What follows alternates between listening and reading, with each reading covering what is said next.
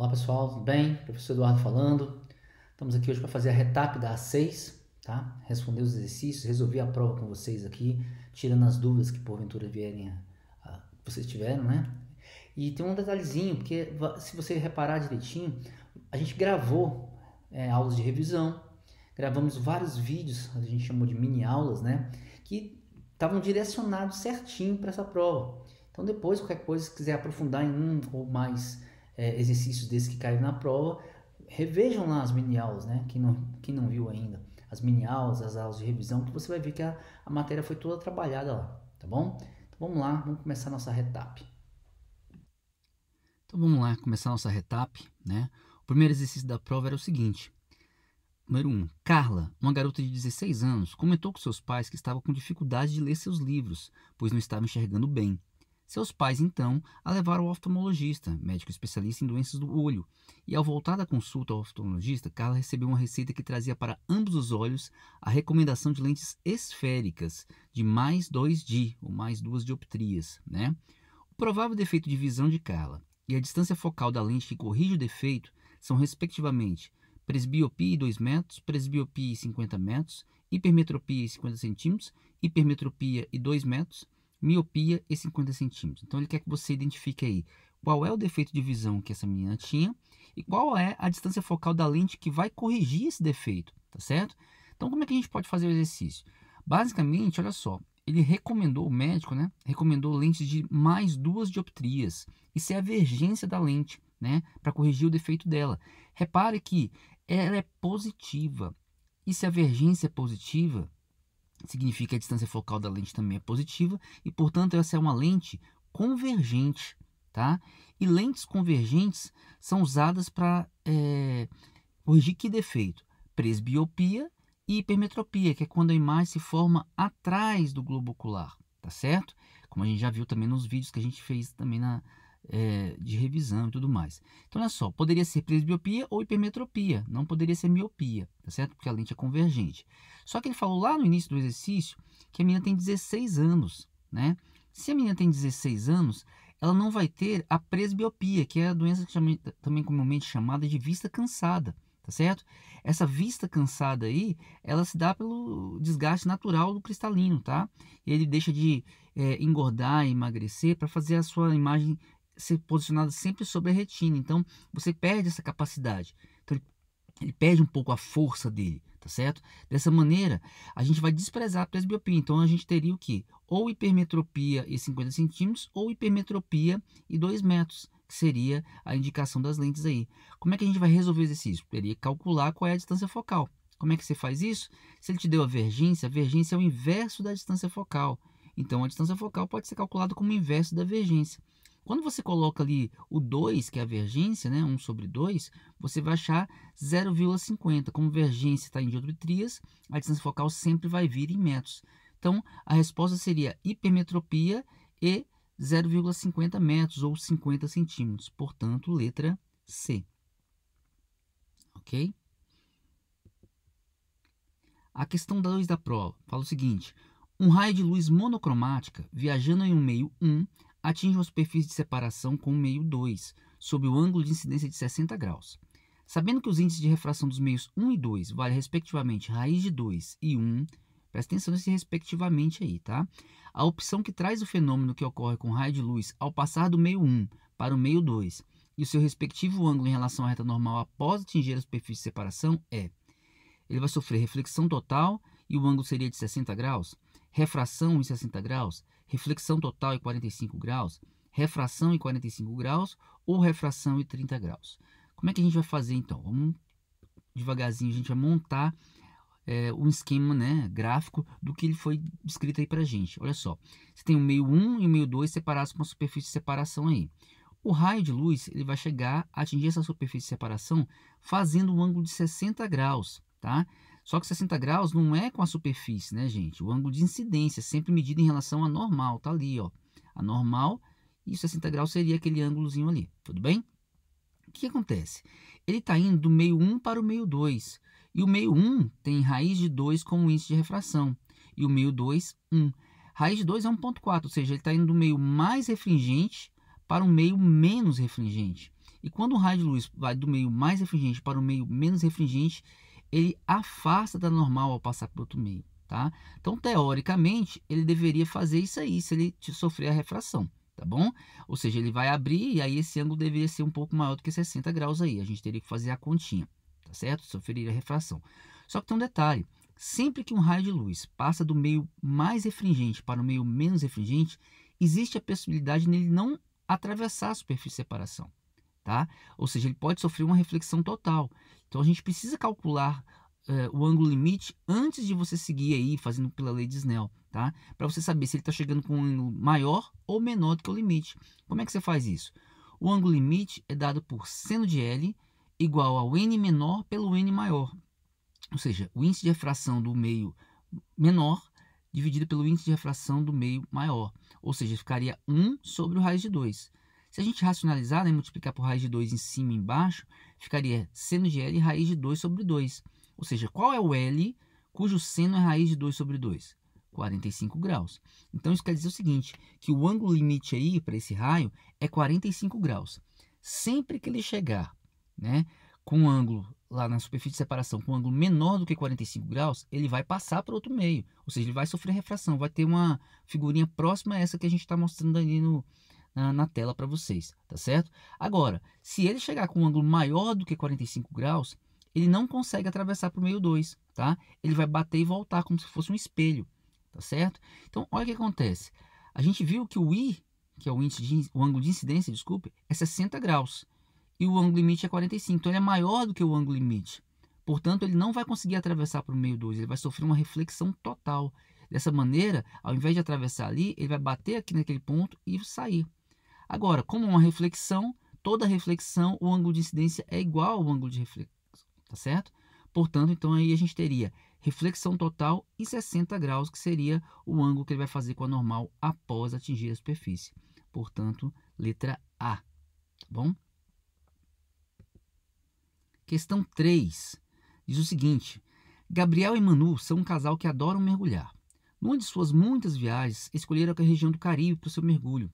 Por razões de segurança, Gabriel colocou o equipamento de mergulho e afundou, enquanto Manu ficou de pé na proa do barco, observando Gabriel enquanto esse observava os peixes a alguns metros de profundidade. Considerando o ar como tendo o mesmo índice de refração do vácuo, a superfície da água perfeitamente plana e, de acordo com o descrito, a alternativa correta sobre o que foi observado por eles é dado por. Então, olha só, a Manu ficou em cima da proa do barco e ficou observando o Gabriel lá embaixo mergulhar, tá certo? Então, ao observar o Gabriel em seu mergulho, Manu o via numa profundidade maior do que ele realmente estava. B. A velocidade da luz era a mesma tanto na superfície quanto no interior da água. C. Em qualquer situação, a luz que saía de Gabriel e chegava aos olhos de Manu iria sofrer um desvio em sua trajetória. D.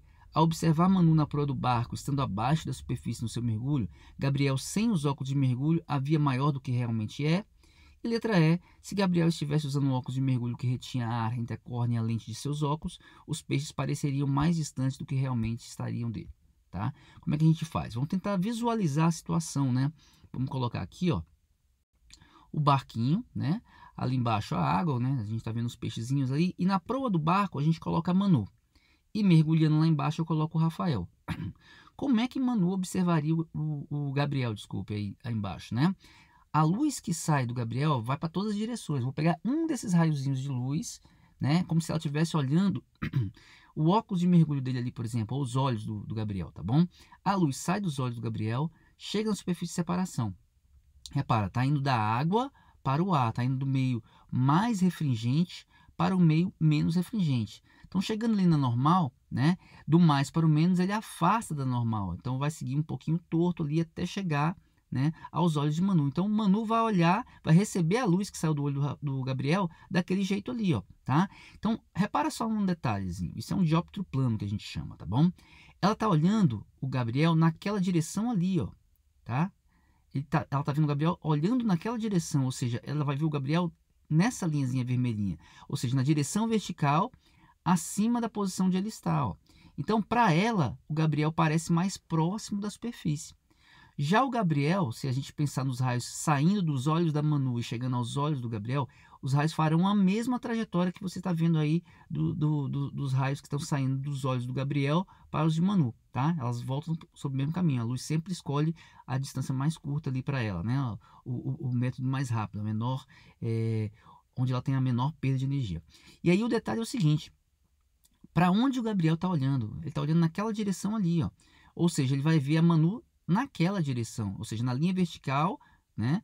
Lá em cima. Então, para ele, é como se Manu estivesse mais distante da superfície, né? Como se ela fosse maior ali, né? Para quem está dentro da água, tá bom? Então, memoriza mais ou menos essas imagens aí e agora a gente vai conseguir resolver o exercício. Olha só. Ao observar o Gabriel em seu mergulho, Manu o via numa profundidade maior do que realmente estava. A gente mostrou ali que, na verdade, para quem está de fora, a pessoa parece estar mais próxima, né? A uma profundidade menor do que ele realmente está. Então, não é essa. Letra B. A velocidade da luz é a mesma tanto na superfície quanto no interior da água? Não. Como os índices de refração da água e do ar são diferentes, a luz modifica sua velocidade também. Então, no ar ela tem uma velocidade, na água tem outra. Na água ela é mais lenta, tá bom? C. Em qualquer situação, a luz que saía de Gabriel e chegava aos olhos de Manu iria sofrer um desvio em sua trajetória? Não, isso não é verdade. Na maioria das vezes, sim, sofre desvio porque vai ter a refração, tá? Agora, se ela estivesse olhando verticalmente, ou seja, sobre a direção da normal ali, se a luz que saísse de Gabriel, por exemplo, chegasse exatamente sobre a normal, ele tem a refração, porém não tem o desvio, tá bom? Letra D. Ao observar Manu na proa do barco, estando abaixo da superfície no seu mergulho, Gabriel, sem os óculos de mergulho, havia maior do que realmente é. Isso é verdade, a gente mostrou ali pelo desenho, né? Então a D estaria correta.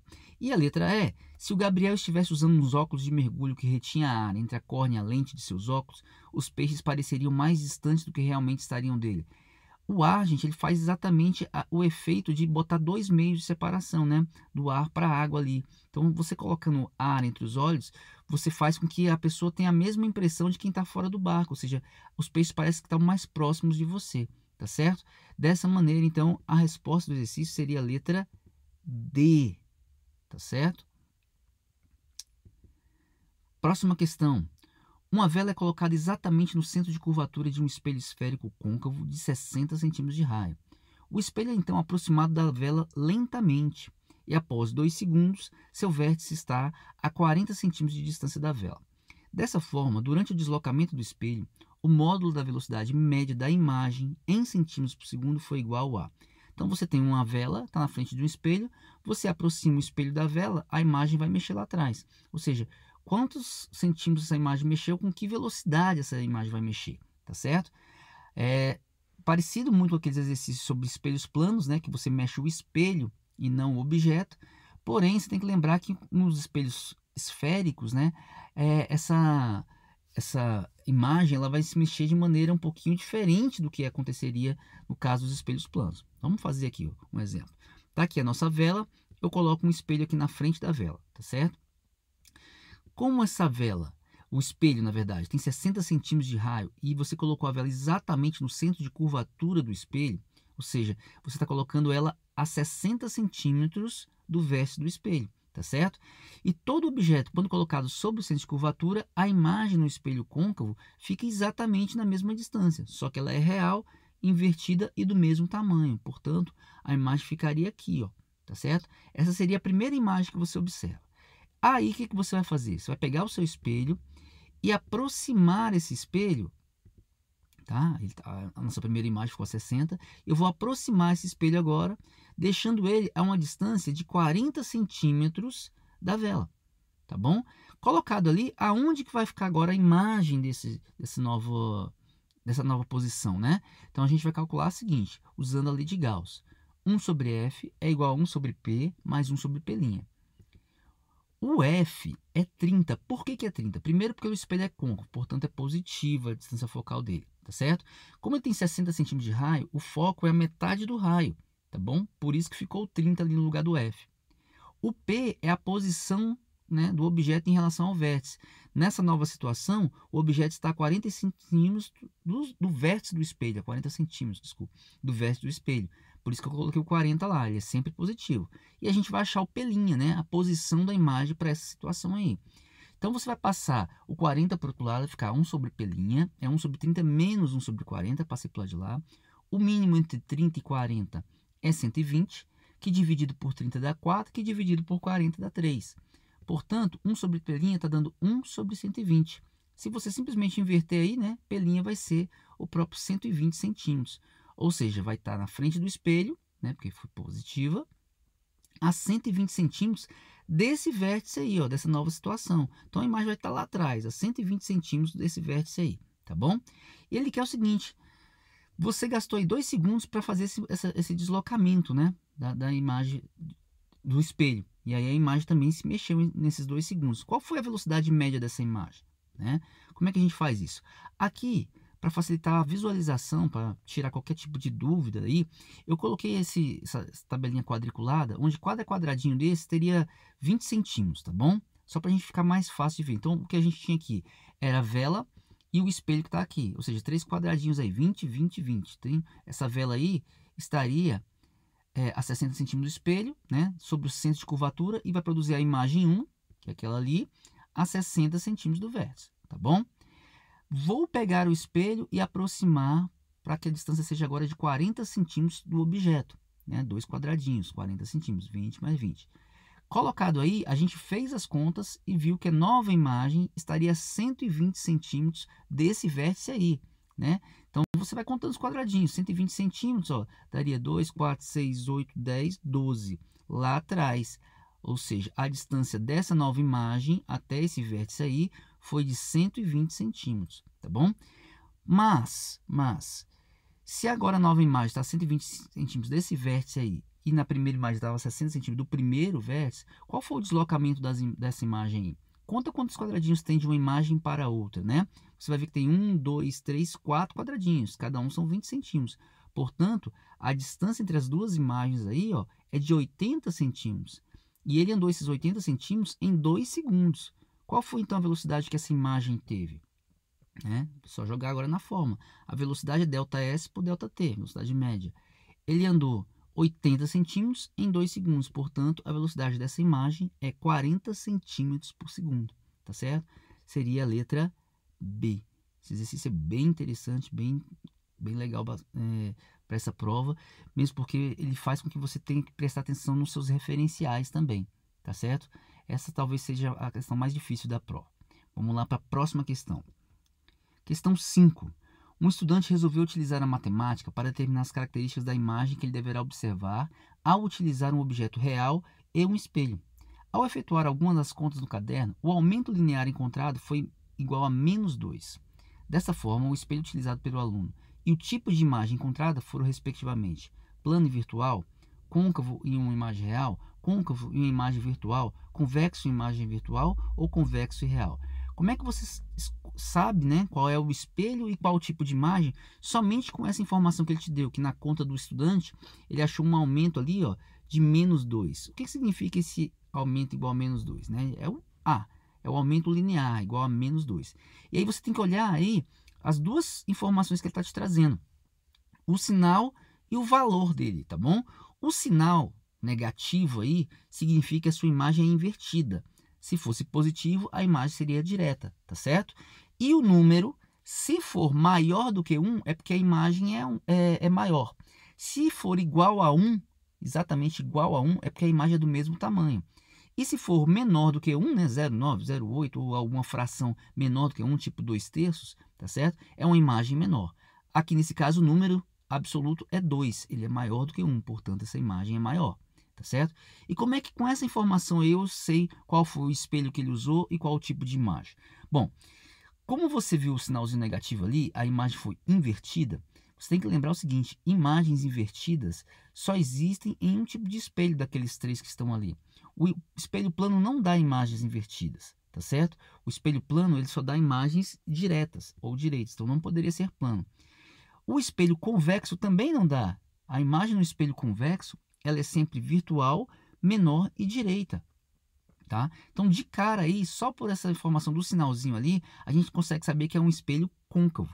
Agora, seria côncavo e real ou côncavo e virtual?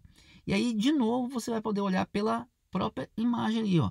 Se ela foi invertida, toda imagem invertida é uma imagem real, ela pode ser projetada. E toda imagem virtual, ela é direita. Portanto, só pelo sinalzinho ali do aumento, tá certo? Não precisava nem saber o valor dele, só pelo sinalzinho você saberia que trata-se de um espelho côncavo, tá? E a imagem obtida é uma imagem real. Tudo bem? 6.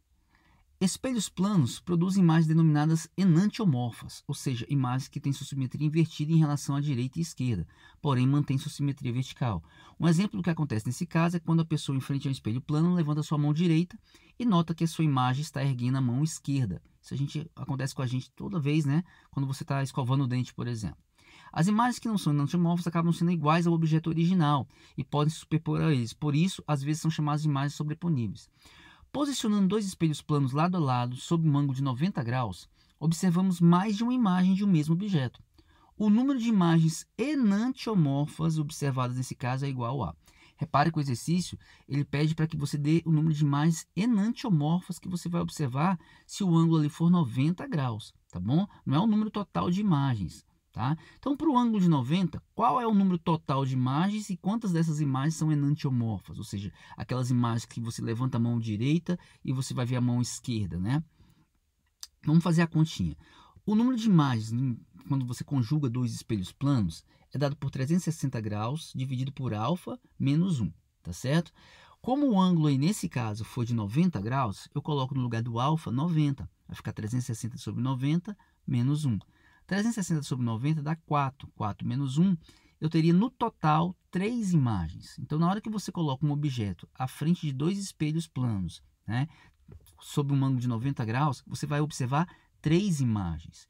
Agora, quantas dessas imagens são enantiomorfas? Agora a gente tem que lembrar aqui como é que a gente faz isso, tá bom? Então, por exemplo, tá aqui os dois espelhos, tá aqui a pessoa levantando ali, você tá vendo de costas, assim, essa pessoa meio que de costa, ela tá levantando a mão direita dela, tá bom? Ela está na frente de dois espelhos planos. Então, esquece o espelho da direita. Esquece. Né?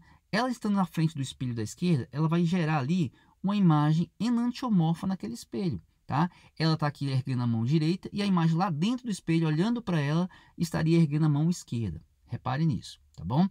Agora, esqueça esse espelho da esquerda. Vamos olhar para o espelho da direita. Então, ele também está na frente desse espelho. Ele está erguendo a mão direita e a imagem lá dentro vai erguer, na mesma distância que ele está, né?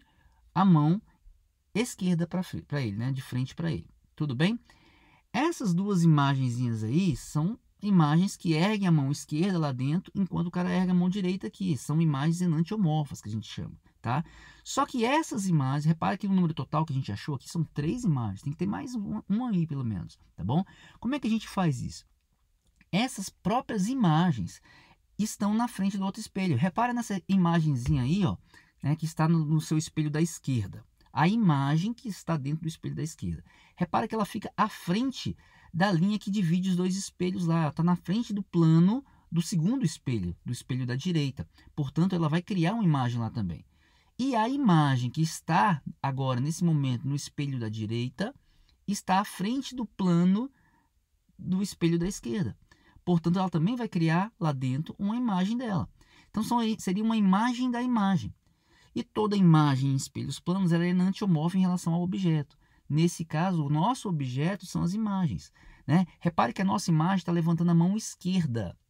Né? Qualquer uma delas, olha para a sua imagem do espelho da esquerda, a imagem da esquerda. Tá bom? Ela está levantando a mão esquerda. Então, lá dentro do espelho, a mesma distância, a imagem dessa imagem vai levantar a mão direita. Olha só, ela de frente para a outra. Tá bom? A mesma coisa aconteceria com a imagem do espelho da sua direita, tá bom? Repara, essa imagem vermelhinha que eu estou mostrando ali para você, que está de frente para você, ela está erguendo a mão direita. E o objeto, que é a pessoa de verdade, também está erguendo a mão direita. Ela é igual ao objeto. Se a pessoa tivesse, por exemplo, pintada ali uma letra F na camisa dele, né? Ela leria exatamente a letrinha F, como a gente está acostumado naquela imagenzinha vermelha, tá? Portanto, essas duas imagens ali são enantiomorfas, as duas imagens pretas. Elas são invertidas em relação à simetria com o objeto, tá? Porém, aquela vermelhinha é igualzinha ao objeto. É uma imagem igual, tá bom? Então, nesse caso específico, a gente teria duas imagens enantiomorfas, né? Das 3 no geral. As enantiomorfas, gente, sempre vêm em pares. Primeiro duas enantiomorfas, depois duas iguais. Depois duas enantiomorfas, depois mais duas iguais. Sempre nessa sequência, tá? Duas enantiomorfas, duas iguais, duas enantiomorfas, duas iguais. Então, se você tiver 12 imagens, 13, 15 imagens no total, você vai de duas em duas, sempre começando com as enantiomorfas, tá bom? Para você achar o número de enantiomorfas, se te perguntarem isso. Portanto, no nosso exercício, o número de imagens enantiomorfas observadas nesse caso é igual a 2. Letra D. Questão 7. Uma garotinha segura um espelho plano verticalmente a 50 centímetros de seus olhos e percebe que a imagem de sua mãe, que possui 1,60 m e se encontra atrás dela, preenche completamente a altura do pequeno espelho de 8 centímetros. De acordo com o descrito, a distância da mãe da garotinha até o espelho é igual a... Então, repara, tem uma mãe ali, né? A luz vai sair da mãe, bater no espelho e chegar aos olhos da garotinha. Vou pegar o ponto mais baixo ali, ó, do pé da mãe, bate no espelho, sai com o mesmo ângulo e chega aos olhos da garotinha, né? A luz que sai lá da cabeça da mãe, bate no espelho, volta com o mesmo ângulo ali e atinge o olho da garotinha. Então a garotinha olha para o espelho e observa sua mãe lá atrás. Daí a gente já poderia tirar alguns triângulos aí, né? Fazer semelhança de triângulos e tentar achar a resposta. Só que fica mais difícil da gente ver as coisas. Vamos fazer diferente, tá? Olha só, deixa eu apagar esses raiozinhos que estão aparecendo aí e fazer o seguinte. A mãe está a uma distância X do espelho, que é exatamente o que a gente quer saber, né? Qual a distância da mãe da garotinha até o espelho, tá bom? Vou chamar essa distância de X.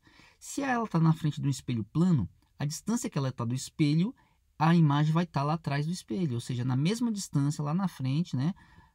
A gente vai ter a imagem da mãe da garotinha, tá ali, tá? E o que acontece? A menina vai olhar para o espelho e ver a imagem da mãe dela, ou seja, a direção que ela vai olhar, ela bate ali, olha para o espelho e vê o pé da mãe dela, olha para o espelho e vê a cabeça da mãe dela, né? Lembrando que a imagem tem o mesmo tamanho, né, do objeto real, é um espelho plano.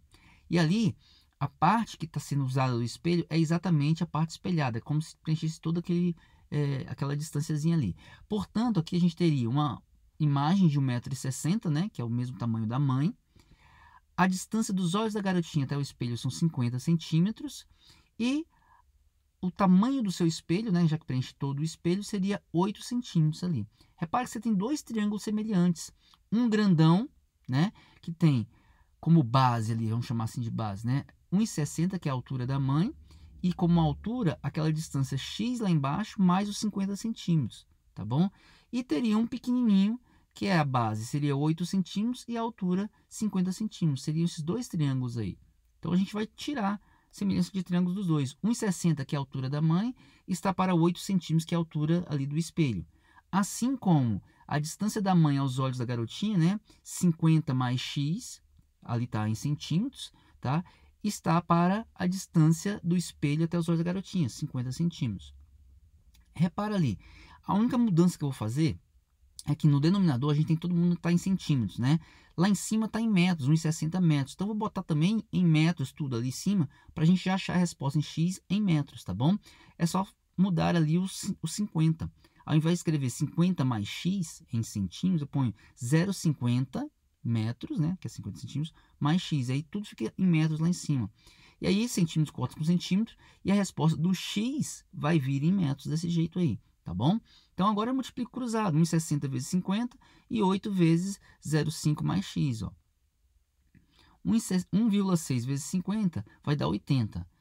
8 vezes 0,5 dá 4 e 8 vezes X dá 8X. Passo o 4 para o outro lado, dá 76. 76 por 8, né, daria 9,5 metros, o que daria ali como resposta a letra B, tá certo? Então, a mãe está a 9,5 metros ali do espelho, tudo bem?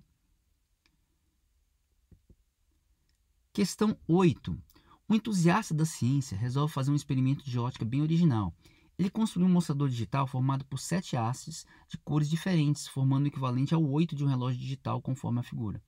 As hastes estão numeradas para facilitar a identificação das cores e, ao ser colocado sob a luz do sol, as 7 hastes aparecem na sequência de 1 a 7, na seguinte ordem: amarela, branca, azul, branca, amarela, vermelha e amarela. Tá certo? Ele só numerou ali para dizer as cores que estavam certinho. De acordo com a figura e com o descrito no texto, ao levarmos o mostrador para um quarto completamente escuro, em seguida iluminá-lo com luz monocromática amarela, uma letra poderá ser observada no mostrador. Assinale a melhor opção que indica a letra observada nessas condições. Seria a letra P, a letra S, a letra F, a letra E ou a letra H, que a pessoa vai ver se você iluminar esse cartãozinho aí, né, esse mostrador, com luz monocromática amarela num quarto escuro. O que acontece? A gente tem que lembrar o que cada corzinha dessa aí, né, faz quando a luz branca bate nela. Por exemplo, o número 1 ali, que está amarelo, ele está amarelo por quê? Porque a luz branca do Sol, que tem todas as cores, ao chegar nesse númerozinho 1 ali, naquele mostrador 1, ela é absorvida completamente. Então, ele absorve todas as cores, menos uma que ele não dá conta de absorver, e ele joga fora, que é o amarelo. Por isso, a luz que está chegando ao olho do observador é amarela. Ele vê o númerozinho 1 ali como amarela. Já o número 2, que é branco, tá certo? Por que a gente vê ele branco, né? Porque a luz branca do Sol, que tem todas as cores, bate ali e ele acaba, aquela região ali não guarda nenhuma cor para ela reflete todas as cores. Como está chegando todas as cores e está sendo refletida todas as cores, todas essas cores chegariam ao mesmo tempo no olho da pessoa. Então a pessoa estaria vendo a luz branca ali como no número 2. O número 3, que a gente está vendo como azul, faz o quê? A luz branca chega nele, ele absorve todas as cores, menos uma, que ele não dá conta de absorver, ele reflete, que é a cor azul. Então, chega no olho da pessoa, a cor azul, ele vai ver o número 3 azulzinho, né? Assim também como o número 6, que está vermelho ali, porque ele tem a capacidade de absorver todas as cores, menos uma, a vermelha, que é aquela que ele reflete, e a pessoa vai ver ali aquele número 6 como sendo vermelhinho. Então, quando você leva isso para o escuro, para o quarto escuro, sem luz nenhuma, você não vê nada, porque não tem luz chegando, não vai ter luz saindo. Então, simplesmente não veria nada. Mas a partir do momento que está no quarto escuro e você liga agora uma luz amarela sobre ele, como é que a gente veria aqueles númerozinhos ali, né? Eles vão fazer exatamente o que eles faziam antes. Por exemplo, o número 1, ele absorvia todas as cores, menos uma, que era o amarelo. Portanto, o númerozinho 1 vai jogar fora o amarelo, já que o que está chegando para ele é amarelo. O número 2 tem a capacidade de não segurar nada, né? Ele reflete todas as cores. Portanto, se está chegando amarelo, ele vai refletir o amarelo. Então, você vai ver o número 2 amarelo também. O número 3 que está ali, ele absorve tudo menos a azul. Como o que está chegando é amarelo, vai ser absorvido. Então, ele não vai jogar nada fora. Se ele não joga nada fora, o número 3 é visto como a cor preta. Tá? A pessoa não vai receber luz daquela região ali. Portanto, você vai ver, o nosso cérebro faz isso parecer o preto. Assim como o vermelhinho que está lá, né? Que ele tem a capacidade de absorver todas as cores, menos a vermelha. Como o que está chegando é amarelo, ele vai absorver. E se não vai ter nada para jogar fora, ele não joga nada fora. Portanto, a pessoa olha para aquela região e não vê luz nenhuma, vê ali como se fosse preto, tá bom? Então, o detalhe seria o seguinte: ao iluminar num quarto escuro esse cartãozinho aí, né, com luz amarela, monocromática amarela, você, no quarto escuro, ao acender aquela luz amarela, você veria essa sequência aqui, ó. O 1 ficaria amarelo mesmo, o 2 ficaria amarelo, porque ele era inicialmente branco, o 3 ficaria preto, o 4 ficaria amarelo, porque ele era inicialmente branco, o 5 amarelo, o 6 e o 3, né, não jogariam luz nenhuma, portanto, ficariam pretos. E você veria a letrinha S, a mais próxima ali que a gente tem. Portanto, a resposta do exercício seria a letra B de bola, tá bom? E aí a gente acaba a nossa retapa por aqui, tá bom? Espero que tenha gostado aí. Grande abraço, fiquem com Deus.